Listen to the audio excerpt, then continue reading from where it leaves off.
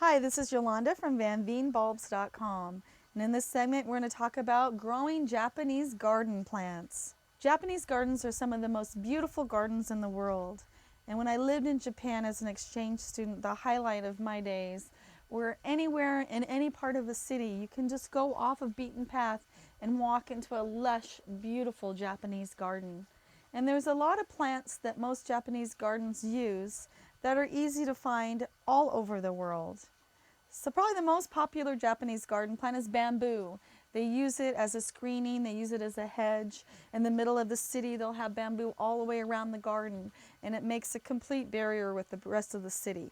So that's the key with a Japanese garden, is to have everything controlled. Don't just let running bamboo take over your yard. Either keep them in containers or pick the clumping bamboo that don't really multiply. Another factor is most gardens have Japanese maples. They love the dark foliage, the reds, the greens, the yellows, all the colors of the spectrum that the Japanese maples can give you. So as your basis too, always have some maples in your Japanese garden.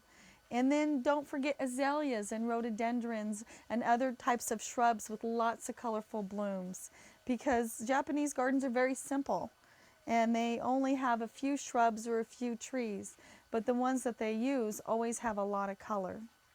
And don't forget in the shade part of your garden to actually use all types of moss, because moss itself is a beautiful plant and it's beautiful in a garden that has a Japanese theme. And you can always add pagodas or add a nice bridge, and water features are very important for Japanese garden. And in your water features, make sure and have Japanese iris, beautiful blue flowers that have gorgeous blooms. They come in whites and yellows as well, and they can live right into the garden area. And a lot of Japanese gardens will have koi in them as well.